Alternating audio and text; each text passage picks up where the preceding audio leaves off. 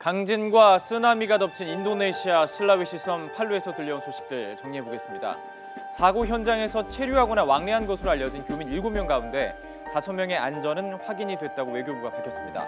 하지만 지난달 29일부터 연락이 두절된 한국인 1명은 여전히 찾지 못하고 있습니다. 외교부 당국자가 인도네시아 수색 작업 관계자들에게 신속한 수색과 구조를 요청했다라고 전해지고 있는데요. YTN 취재진이 피해 현장인 팔루로 가기 위해서 기다리고 있던 실종자 어머니 지금은 들어갔죠. 이 마카사르 인도네시아 공항에서 직접 만났는데 안타까운 마음을 들어봤습니다. 어떤 일을 해야 될지 아직 정리가 잘 안 돼요. 거기 가서 같이 땅을 파야 될지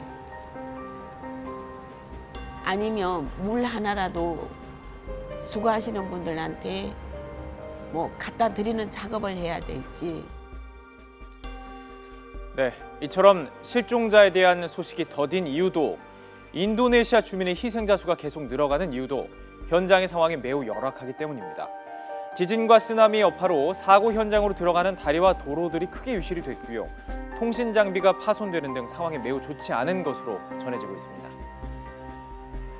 인도네시아 정보통신부 장관은 해당 지역에 한 4,000개 정도 무선 송시탑이 있는데요. 그 가운데 약 300여 개가 파손됐다라고 하면서 유선 전화를 300대 정도를 긴급 지원했다라고 합니다.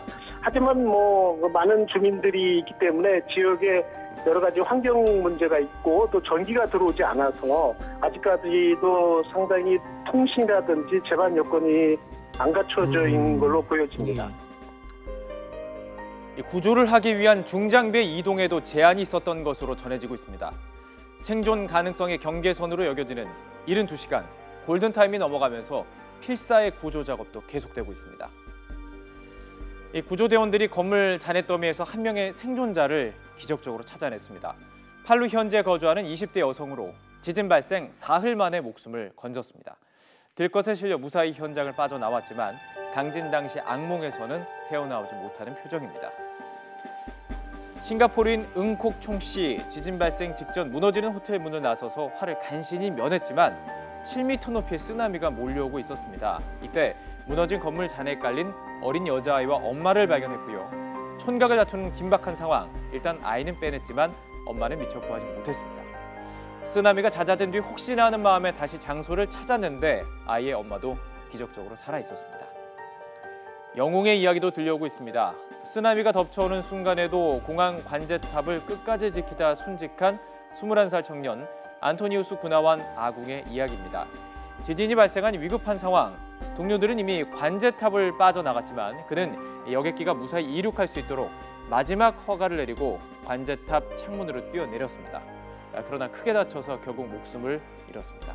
22번째 생일을 불과 한 달 남겨둔 날이었습니다. 승객의 목숨을 지키고 생을 마감한 비극적 영웅의 소식에 애도의 물결도 이어지고 있습니다. 현재 피해 지역은 공공질서가 무너지고 주민들이 약탈까지 나서는 등 도시 기능이 마비된 상황입니다. 도시를 떠나려는 탈출 행렬도 이어지고 있습니다.